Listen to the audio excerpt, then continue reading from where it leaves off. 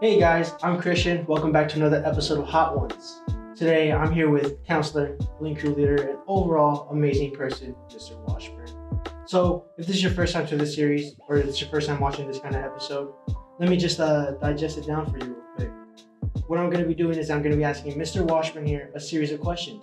And with those series of questions, we're going to be eating hot wings. Every question, the wings get hotter. And let's just kick it in, right? So I kind of want to get to know you before I ask you more detailed questions. In your free time, what do you like to do? Like, what are your hobbies? What's something you like doing? Well, I do love fantasy football, so I watch a lot of football on the weekends, and I like to golf with my friends, and I have 3 children, so there's a lot of playing catch, helping with homework, and braiding my daughter's hair. Okay.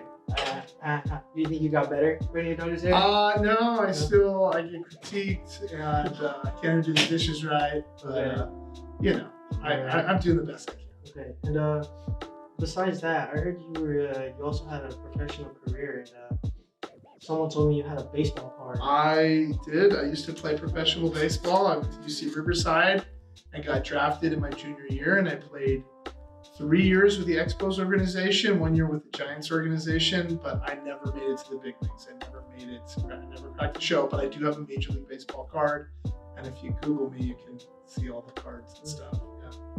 You know what? I think we should take a bite into our first chicken. I'm starving, so I can't wait. All right. You wanna choose this one? What's the name of this one? This sauce right here is called Slap Your Mama. Uh-oh. Oh. Yeah, let's do it. Right. Cheers.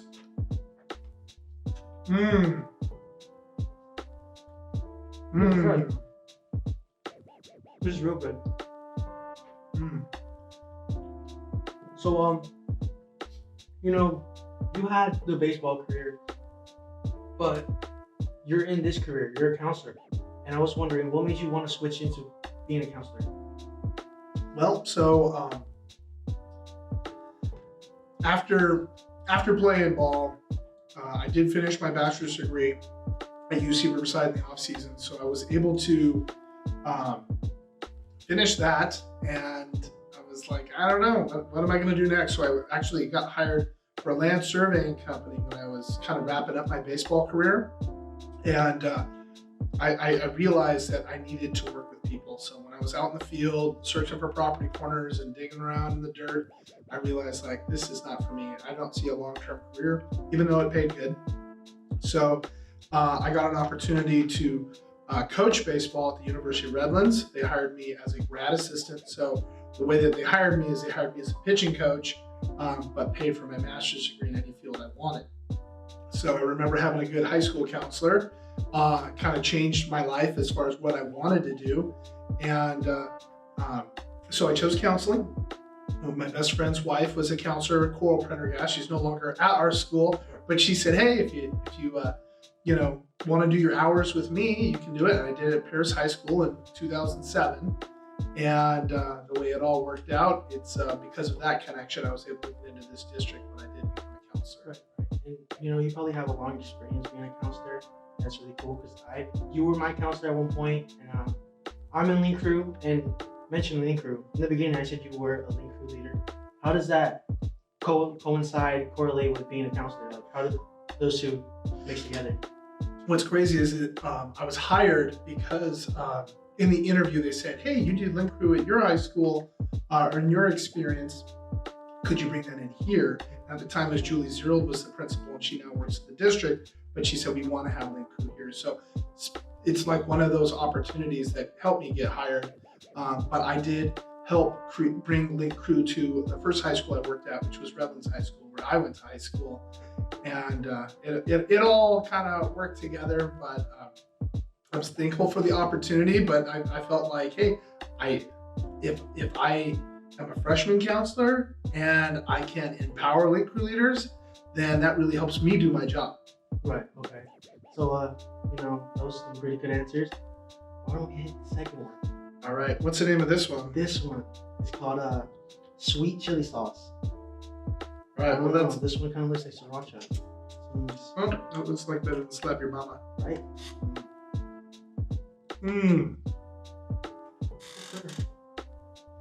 Are you supposed to eat all of it, or you just eat a piece of it? Up to you, honestly. That's pretty good. That one's very sweet. I don't taste any spiciness in there. It's kind of crazy.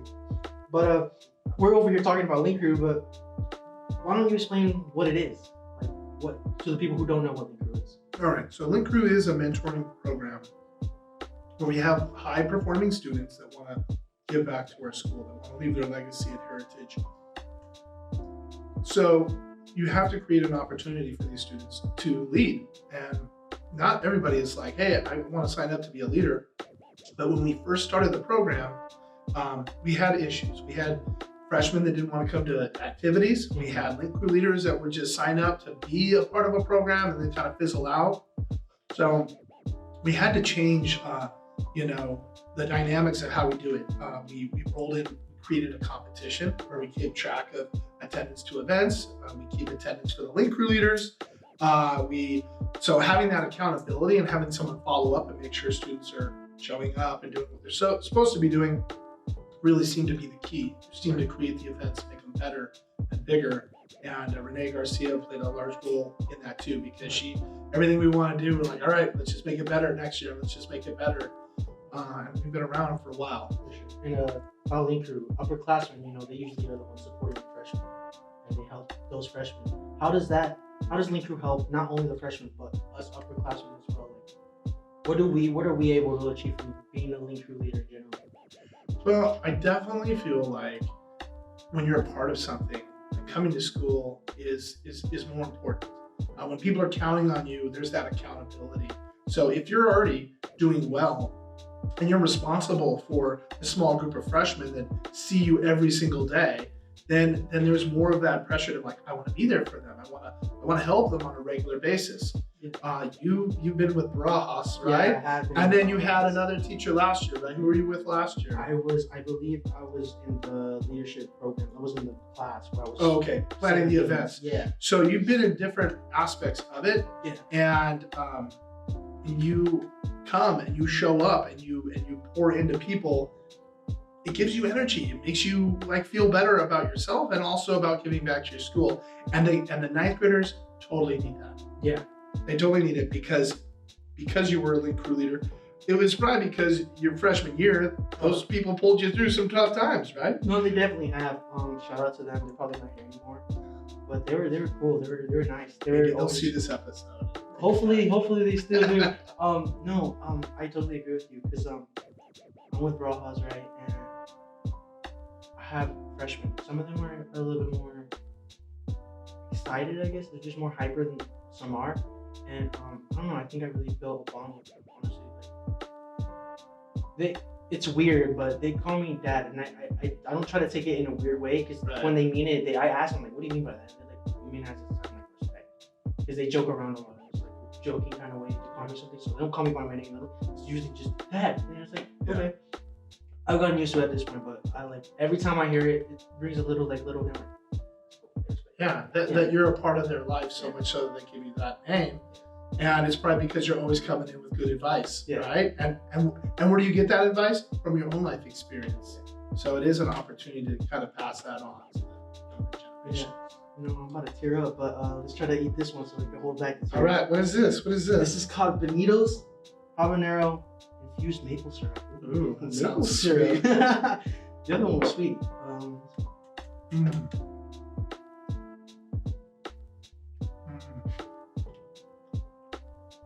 I thought they were supposed to be hot. What's up with this? Is it going to get hot?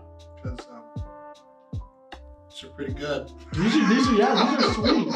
These are in shoot.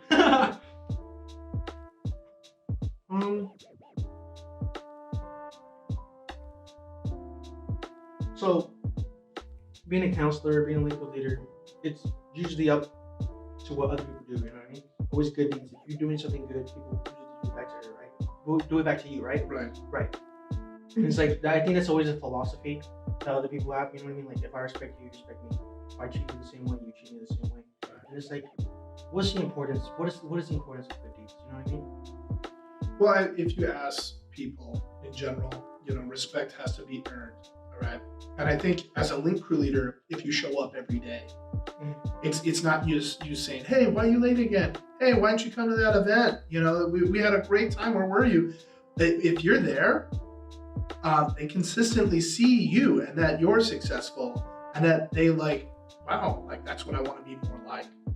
So they have that example to look at. They have that example to ask daily questions like, hey, how does lunch work? You know, I don't have my student ID memorized. I'm a new student. Like all those little things that you are there to help, then they are always watching, right? It's not what you say, it's what you do. So, you know, as a link crew leader, if you are consistently helping people, you're always there. You might ask to help a kid, hey, you need help with your math? And they'll say, no, I got it. But like eventually you find out that they got a D or an F and they really do need help. They've seen you say, hey, I can help. And it makes it easier for them to say, hey, I really do believe he wants to help. He's asked me a couple of times. And, you know, if he goes to Coco and Cram and these other events, sees that, hey, they really do want to help and me be successful instead of, hey, this upperclassman that wants to throw me in a trash can. Yeah. And speaking of doing good deeds, has like someone ever done a good deed for you? Like how, Well, I mean, I'm not in it for the good deeds back. I feel like deep down in my heart, I know when I'm supposed to do something for someone, and normally I do it if I feel that. It's not always. It's not. I don't have an open wallet and just start kicking out cash and people need things. Yeah. But I mean, as far as good deeds go, you know, I grew up in a family home where, you know, we talked together as a family every night. You know, we prayed together as a family. I was an Eagle Scout, the Boy Scouts. So I'm all about doing a good turn daily. I'm all about helping other people at all times. And it's something that when you do that, I receive a pleasure in helping someone that you can only get by doing. And it's hard for me to explain. I just, you know, I look at the guy upstairs and say, hey, I'm doing it for you, Lord. And that gives me peace. Of course. I think a good deed right now is the next one. Yeah, what do we got here? We got Caribbean jerk, Buffalo Wild Wings. Awesome. Yum, yum. Cheers. Cheers.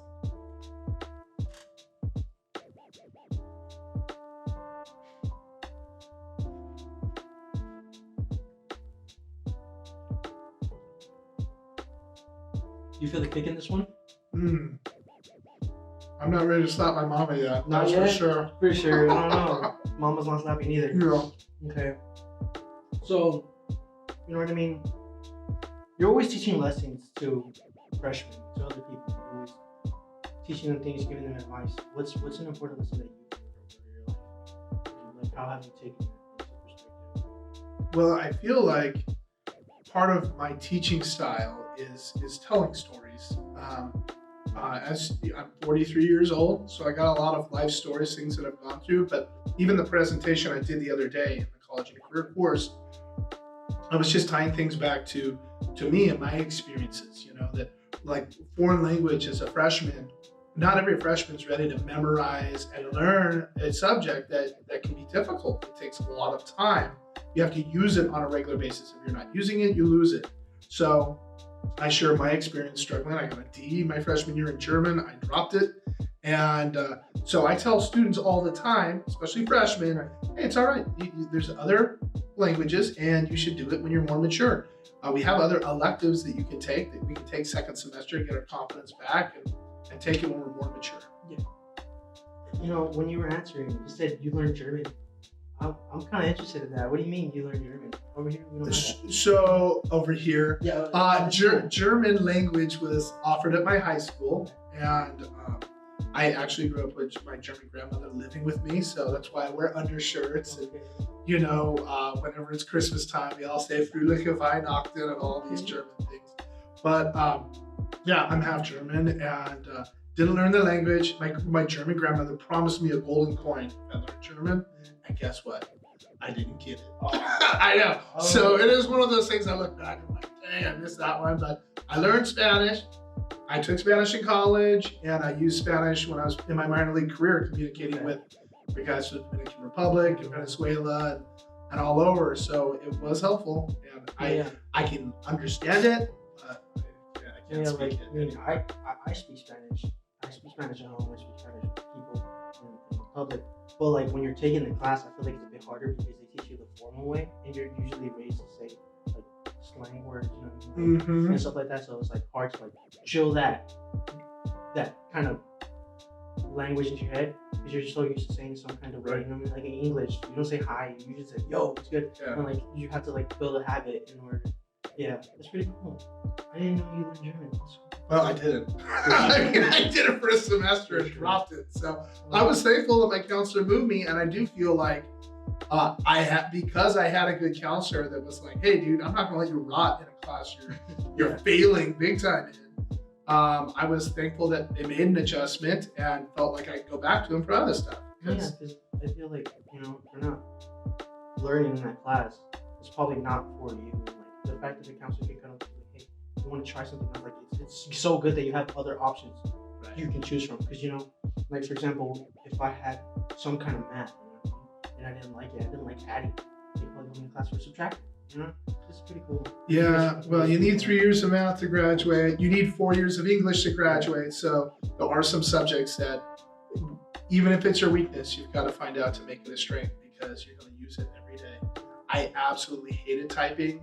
I had somebody help me pass my typing test like in 8th grade, and now I still type my emails with one finger, and these are my money makers.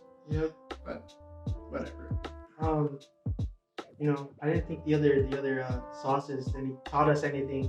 Hopefully, this will help us learn how hot sauce is. Well, nobody's touched the milk or the water yet. Yep. So this one is called Garlic Reaper Sauce by Touch.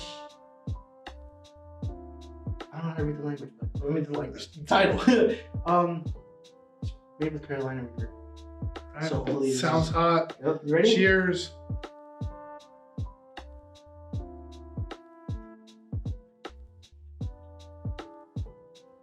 Mmm. How you feeling about this one?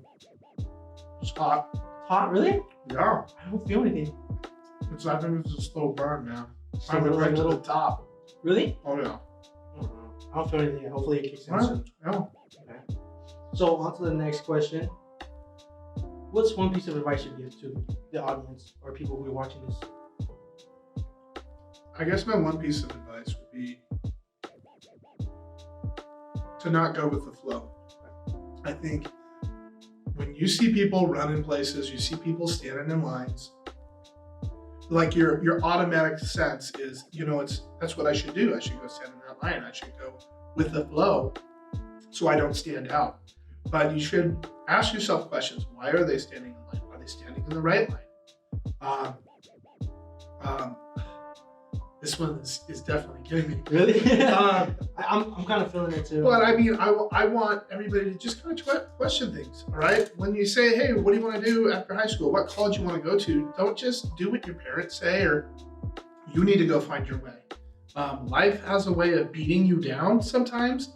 It's really hard to plan for, but if you are open to,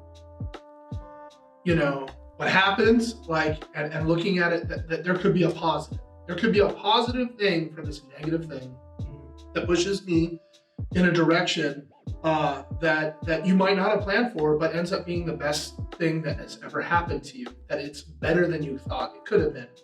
And I want people to have an excitement for life in doing that and not just being afraid to stand out or go the opposite direction. I feel like I want to add something to that.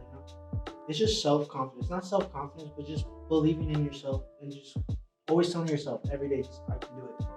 You know what I mean? Because some people are like, well, they're saying this. They're saying. Keep going. No, you're good. The Reaper is reaping. Reaping? Yeah. All right, keep going. So, some people are like, I've had friends and they told me like, yeah, like I hear all these people saying like, yeah, dude, be your own person. And it's like, they say it's kind of hard, and I was like, it's because you don't believe in yourself as much as you should be believing in yourself. It's always pushing yourself to do the best. And I feel like that's one way you can push yourself. So, after that piece of advice, I think we should take one from this guy right here. Oh, the big eater. Oh, this one's called The Bomb. It's wow. All right. This one looks I watched the last one. All right. All Alright. I hope it doesn't burn my face off. I don't know either. There's only on there.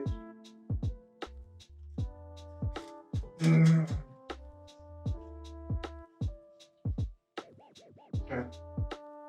All right, what do you got next for me? Hit me with another one. I was wondering, do you have any questions for me? Really? Yes. You know, I'm a freshman counselor, so I do care about your experience, right? So what was one thing that happened during your freshman year that made you excited about coming to school every day?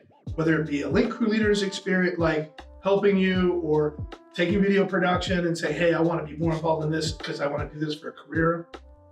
What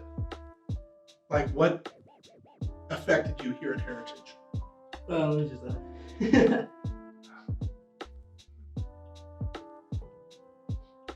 with all honesty, I didn't really like my freshman year. You know what I mean? I just came from like a rough situation during middle school. Yeah. And like, and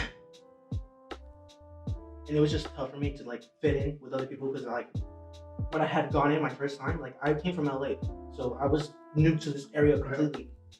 And I seen all these people like going into class in high school, and they were like all friends because they all went to the same middle school, same elementary school. I was like, I don't have that bond. And like, I felt kind of like jealous, I guess, like that I didn't have that kind of bond because everyone I had to cut it off. You know what I mean? Yeah. And it's just, oh my gosh. Oh my gosh, dude. it sucked because I'm crying because of the sauce. I'm not crying because of the. Because of your freshman year. Oh, it's hurting my ears.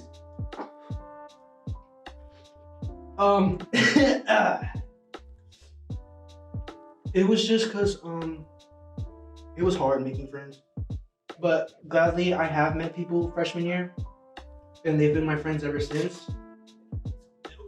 Cheers.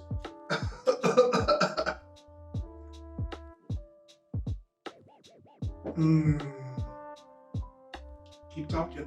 We're all listening. And I met an amazing friend, and I'm glad that I'm still friends with him till this day.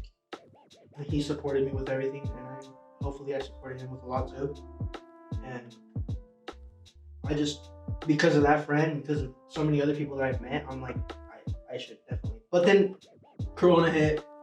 I was planning on trying so many different things after freshman year.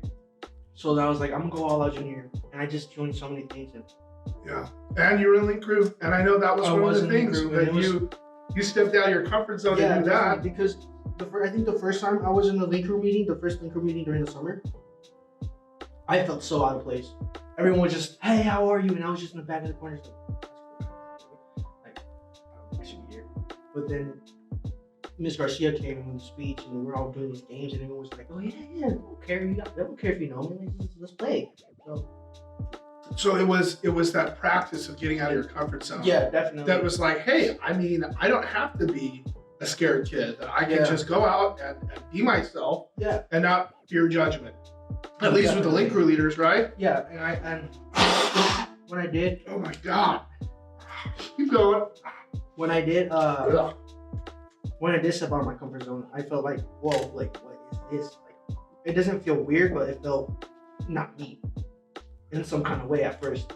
But then I was like, when I just look back at it, and it's like, every time I did step out of my comfort zone, good things happen. Sometimes bad, but that's the whole meaning of life, right? And it's awesome. But it pushed me to be a better me, honestly. Well, and I think you are a better you now. Thank you very much. I can just tell you from your development from 9th grade and feeling isolated to where you are now and doing an episode of Hot Ones and being fearless, pretty awesome. Why are my eyes on fire? I don't know. For me, it's my ears.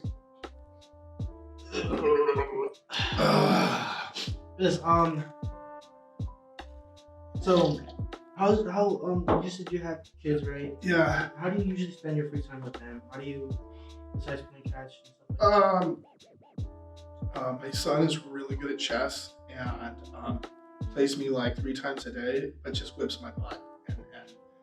And when we first started playing, he like couldn't beat me, and he's really good. And like even makes fun of me when I like think I'm making a movie. I wouldn't do that. I can kill you there. I can kill you in 2 moves. And I'm so proud of him. And then my son Hank, he's a little bit younger. He is, nothing can faze him. He's normally happy-go-lucky. I mean, every now and then, like when his iPad's not charged, he'll flip out. But he is such a good kid and a good friend and a great brother to his sister. And he's on an IEP for speech, and he's getting better every day. Like he is reading more and more confident. So I'm proud of him. And then I have a 4-year-old daughter named Goldie, and she's the light of my life. I mean, she also knows how to drive me nuts. Like my boys don't send me through the roof like she does, because she's just like, will beg for ice cream and then like tell you to like walk away. Like I needed a better spoon, wrong bowl. Yeah. So she acts like such a princess, but I just love being around them. So it doesn't matter if I'm just sitting with them, talking with them, hanging out with them. And then my wife's just an amazing person, and she probably wouldn't think that I would say that about her. Maybe she would, but I think she puts up with me, and I can be very annoying. All right, like I'm like I'm myself. I don't care, But she's perfect. God made her perfectly for me. So, but I think the heat's starting to calm down a little bit. A little which is bit, nice. Yeah. I think we need to take another bite. Are you serious? I don't know. Maybe. Do you want it? Oh, my eyes are burning. Like it's coming out of my eyes.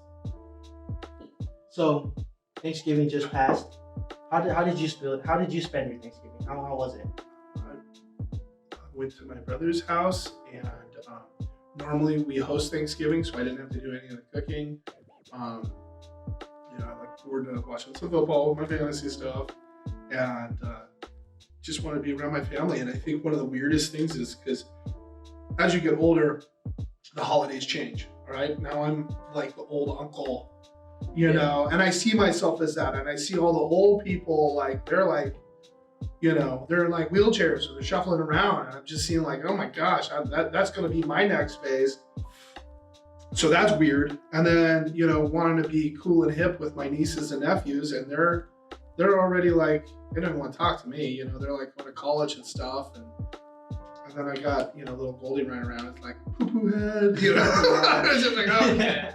So I'm just kind of just love to be around my family. It's an awesome time for that. And then of course, it's a precursor to Christmas, and looking forward to all those times.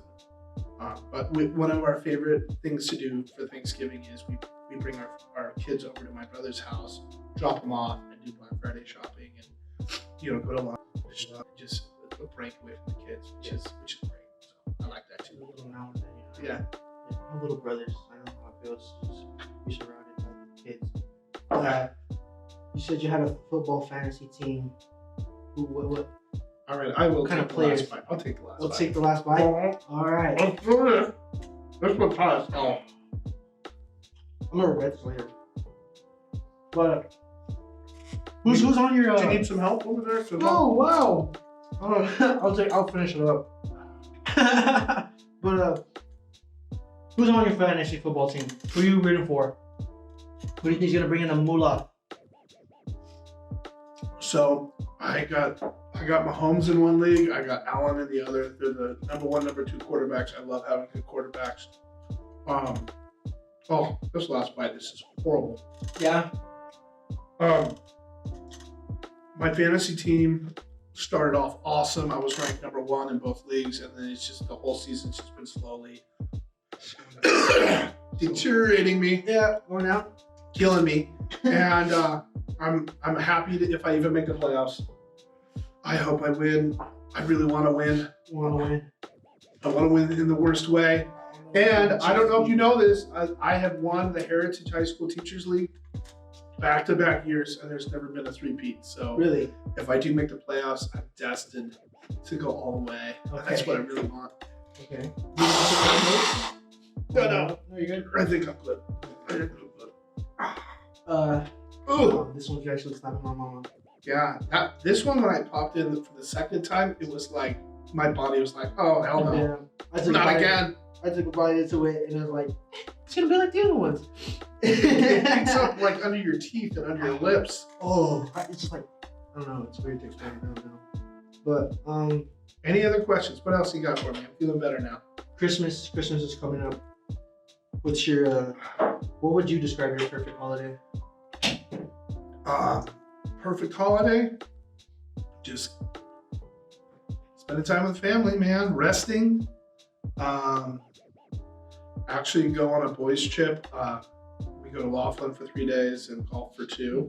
So I'm looking forward to a little golfing with my friends. And go to Buffalo Wild Wings and eat some wings. Okay. And yeah, just I love those days when you don't have anything to do, nothing planned. You can kind of sleep in, drink some coffee, figure out what you're gonna do, and get it done. You said you go to Washburn. Yeah. And there's a lot of attractions and activities that you can do in Washburn. What's one of your favorites to do over there? To be honest, it's like there's a casino where we're at, and we normally go up on a Monday night. I know this is where we even talk about this. We go up on a Monday, so I'll lay a bet for the Monday night game in the sports book, and then we'll go watch the game in Buffalo Wild Wings. And if they do great, awesome. If not, what I'm trying to do is pay for my golf for the whole week. So if my team wins or I get the second parlay of it, then I play for free and feel good about it. If I don't, it's like crap. At least I had a chance. But really, it's just there to hang out with my buddies. Well, we won't even want to play in the casino. We'll just play poker at the house we stay at. And you're a big fan, sports fan. Yeah. What teams you rep? See, this is what's interesting about fantasy football is the more you are connected to a team, the worse you are, because you start playing like, oh, I don't want to play this guy. He's going up against my Steelers, or I really love the Jets and they're playing them, so I'm not going to play that player. When there should be no allegiances, you got to play your best guy at the right time. And so I don't have a team, dude. I used to. And do you enjoy any other sports besides football and baseball? Are you any other sports? Golf. I don't watch a lot of basketball. Golf is good just to watch and take a nap too, so that's good on Sunday afternoon. You know what? You finish yours out. I think I might have to do mine. Yeah, good luck. That last bite's the worst.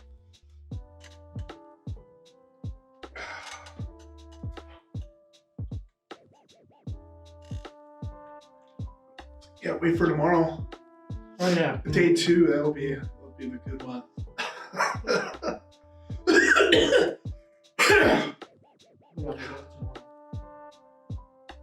And oh man, I'm gonna take a sleep tonight.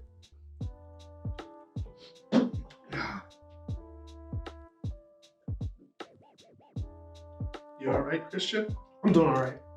I'll handle it. I got this. Always tell yourself you got this. You got this.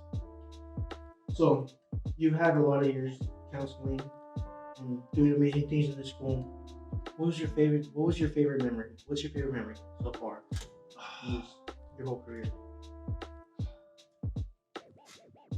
That's a good one. I might need more napkins. Oh man. My favorite memory? Man, it's really hard to focus when you're like, your face is on fire. Yeah, it's hard to talk to.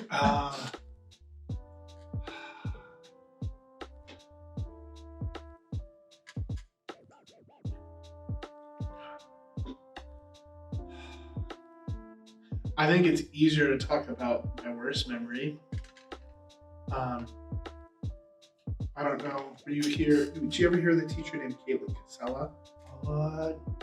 No. I think it might have been like 5 years ago, but she was a link crew coordinator, and she, during spring training, was coming home from Arizona, and somebody got on the freeway the opposite direction and they had a head-on collision, and she died. And we found out like an hour before school that she passed, and what the heck were we going to do. And I volunteered to go to all of her classes and tell her students and kind of period sub each class. And the ones that were like majorly affected, I was sending up to the career center, for a triage unit of counselors to help. But it absolutely wrecked my heart to lose my friend and to pick up the pieces of all that. Like my heart, I want to help, and I felt like that was the best place to help.